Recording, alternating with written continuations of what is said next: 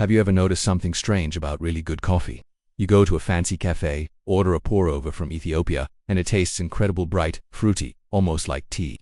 The next week you try a single origin from Colombia, and it's also amazing and surprisingly similar. Bright, fruity, maybe a little different but still in the same ballpark. It's like all roads in specialty coffee lead to this one specific flavor profile. Why is that? Why does good coffee often taste so much alike? Well, the answer is a little complicated, but it boils down to what the specialty coffee industry values. For decades, the goal has been to find and highlight the most unique and exciting flavors a coffee bean can offer. This has led to a focus on light roast profiles. When you roast coffee beans lightly, you preserve the delicate, acidic, floral notes that come from the coffee cherry itself, the fruit. These are called origin characteristics. A darker roast would burn off these delicate flavors and replace them with more classic roasty notes like chocolate, nuts, and caramel. So, the industry's pursuit of unique flavors has ironically created a new kind of uniformity. Baristas and roasters are trained to prize coffees that are clean, bright, and acidic. Think about the common tasting notes you see on bags of specialty coffee: jasmine, bergamot, lemon, berries, stone fruit. These are all hallmarks of high-quality, lightly roasted Arabica beans. This specific flavor profile has become the gold standard for a good cup. It's a standard that's been shaped by competitions like the World Barista Championship, where judges reward clarity and complex acidity. But is this the only way to enjoy coffee? Absolutely not. While the specialty world celebrates this bright, tea-like profile, millions of people around the world love their coffee dark, rich, and bold. Think of the traditional Italian espresso, a completely different, but equally valid, coffee experience. The similarity in good coffee isn't a flaw, it's just a reflection of a particular taste preference that has become dominant in one part of the coffee world. It's like how many award-winning wines might share certain characteristics. So next time you notice that familiar bright taste, you'll know you're tasting the current definition of specialty coffee excellence. What's your favorite coffee profile? Let me know in the comments. Thanks for watching, and don't forget to subscribe for more coffee deep dives. When people say, "This coffee tastes balanced," what they often mean is that nothing stands out too much. No sharp acidity, no unusual fruit notes, no earthiness that might feel strange. Balance, in this context, doesn't mean harmony. It means restraint. It means the coffee stays within a narrow comfort zone that feels familiar even when the label suggests something special. This is also why marketing language becomes so important. Words like smooth, rich, bold, and premium don't describe flavor with precision. They describe reassurance. They tell you what you won't experience: sharpness, harshness, unpredictability. Over time, these words start to feel interchangeable because they're all pointing to the same outcome: a cup of coffee that won't offend. None of this means the coffee is bad. That's an important distinction. Many of these coffees are perfectly drinkable. They're clean, they're consistent, they do what they're supposed to do. The problem is that they're sold as something more than that. They're sold as distinctive, when in reality, they're engineered to blend in. This creates a quiet disconnect for the drinker. You're told you're buying something special, but your senses tell you otherwise. And because the coffee isn't unpleasant, you don't reject it. You just feel underwhelmed. That feeling is subtle, but it's common. And it's the reason so many people keep searching for the next coffee, hoping that the next bag will finally taste different. Another factor is how most people drink coffee: milk, sugar, syrups, flavored creamers. These additions further flatten differences. When coffee is consumed this way, producers have even less incentive to preserve nuance. The base coffee just needs to hold up. It needs enough bitterness and body to remain recognizable once everything else is added. Subtlety becomes irrelevant. Over time, this reinforces the cycle. Coffees are roasted and blended to survive modification. Consumers get used to that profile. Anything that deviates too far feels strange. So the definition of good coffee slowly shifts away from character and toward comfort. At that point, similarity isn't a flaw, it's a feature. And that's the key idea most people miss. If many good coffees taste the same, it's not because your palate is broken. It's because the system that produces them rewards sameness. It rewards safety. It rewards familiarity. And once you see that, the experience stops being confusing. Have you noticed this with coffees you've bought recently? I'm curious what brands gave you that weight. "This tastes exactly like the last one" moment. Drop it in the comments, because I think a lot of people are realizing the same thing. You don't need to become a coffee expert to notice this. You don't need special equipment or vocabulary. All you need is the awareness that most mainstream coffee is designed to disappear into your routine, not stand out from it. It's meant to be reliable background noise, not a focal point. At some point, the word good stopped meaning what people think it means. In coffee, good no longer refers to something distinctive or expressive. It refers to something dependable, something that won't create complaints, something that fits quietly into a daily routine without demanding attention. That shift didn't happen overnight, and it didn't happen by accident. As coffee became a mass-consumed product rather than a local or seasonal one, its priorities changed. Decades ago, coffee was judged more by freshness and origin because those were the variables people could actually feel. Today, scale matters more than character. When a brand needs to deliver the same taste across thousands of locations or millions of bags, individuality becomes a liability. The safest way to avoid that liability is to narrow the definition of what good tastes like. Once that definition is narrowed, everything else aligns around it.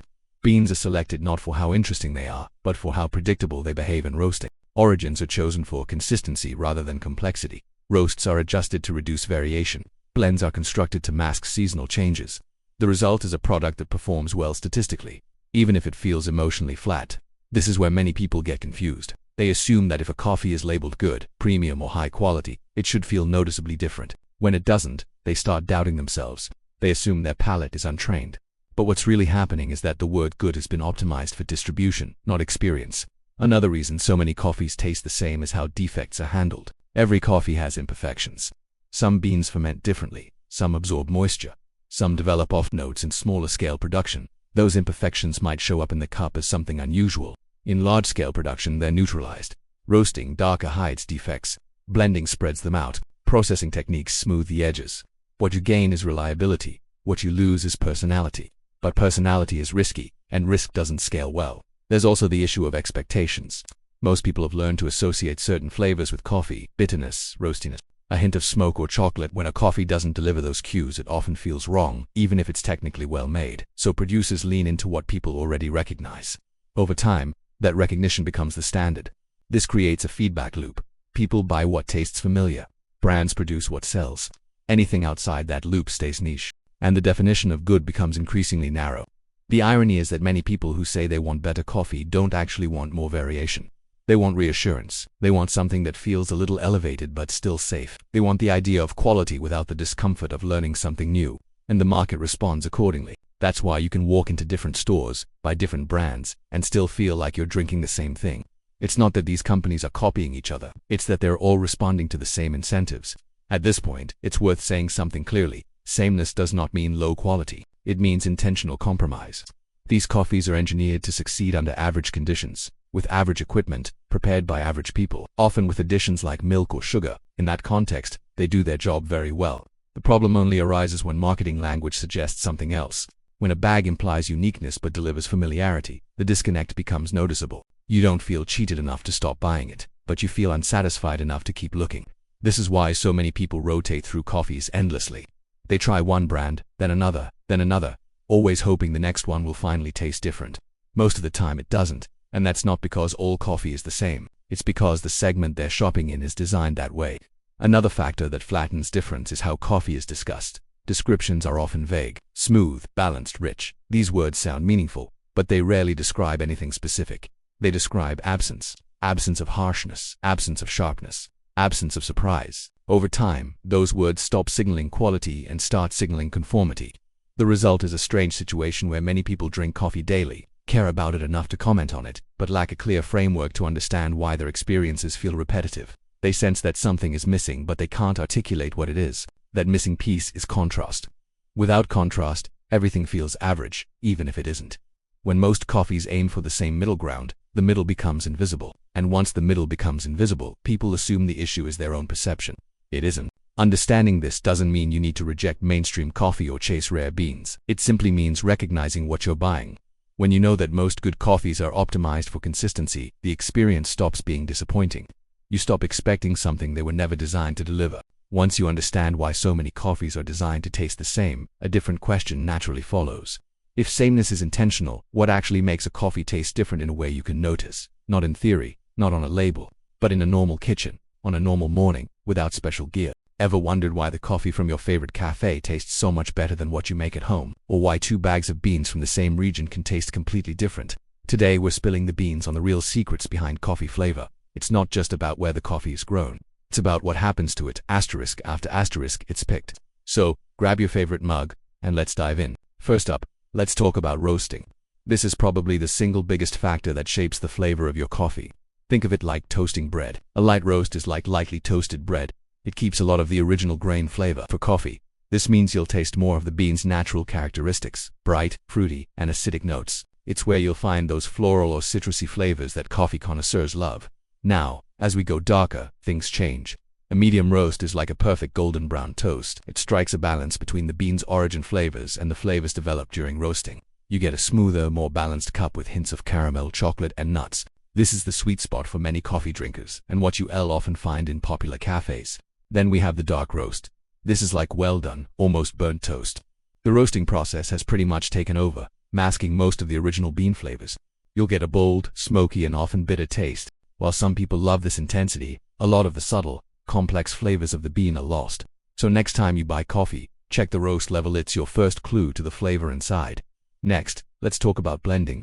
Why do roasters blend beans from different countries?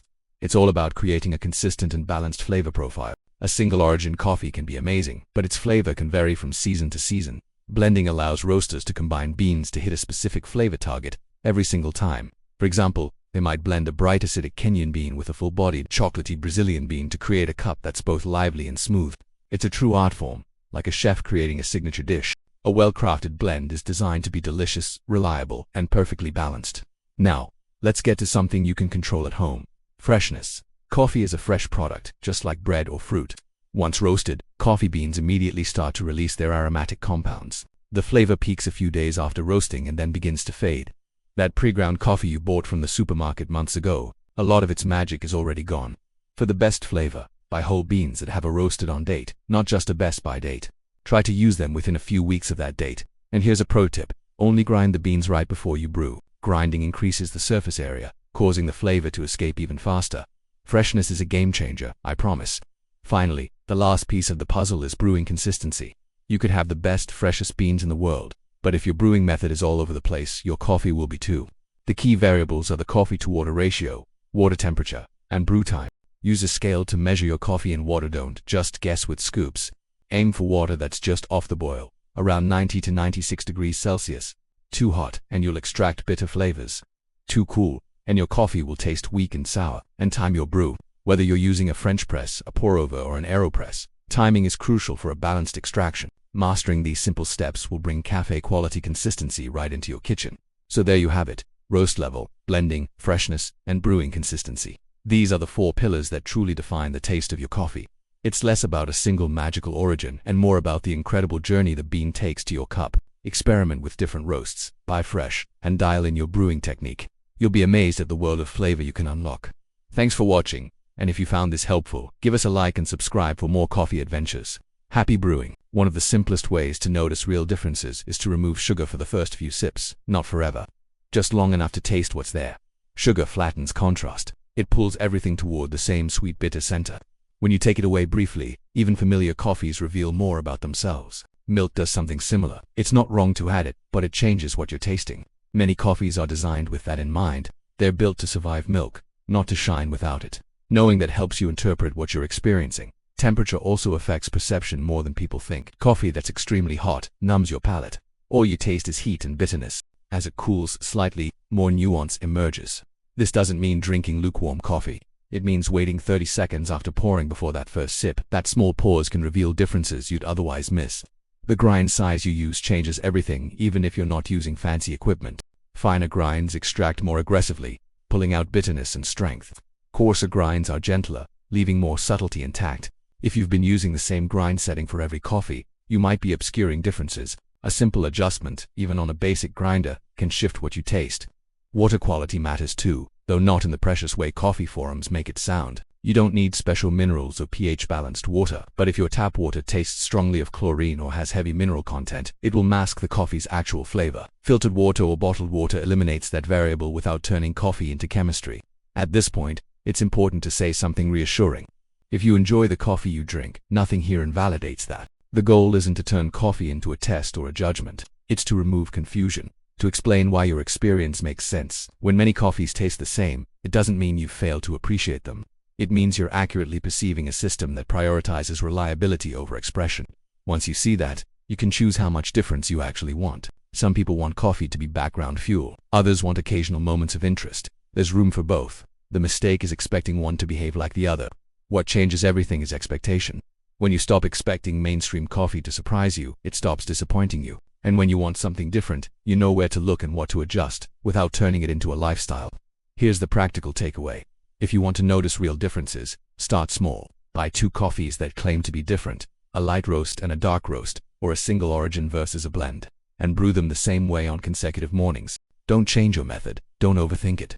Just pay attention to whether they actually feel distinct. If they do, you've found contrast. If they don't, you've confirmed what this whole thing has been about. Most coffee in the mainstream space is engineered to feel the same. You can also try removing one variable you normally add. If you always use sugar, skip it for the first 2 sips. If you always add milk, try it black just once. You're not committing to a new habit. You're just creating a moment of contrast that lets you see what's actually there. The point isn't to become a coffee snob. It's to stop feeling confused about why your coffee experiences feel repetitive when you're spending money on bags that promise something special. Which brings me to this. What is one thing you are going to try differently with your next coffee? Are you going to check for a roast date? Skip the sugar for a few sips? Try a lighter roast than usual? Let me know in the comments. I'm genuinely curious what changes make the biggest difference for people. The quiet takeaway is this. Most good coffees taste the same because they redesigned to fit seamlessly into your life. They're meant to disappear into routine. That's not a failure of taste. It's a design choice. Difference exists, but it lives slightly outside the center. You don't need to chase extremes to find it. You just need to recognize that sameness is the default, not the mystery. And once you understand that, coffee becomes simpler again. You're not broken. Your palate isn't untrained. You've just been accurately perceiving a system that was designed to feel exactly the way it feels. Now you know why, and now you can decide what to do with that information.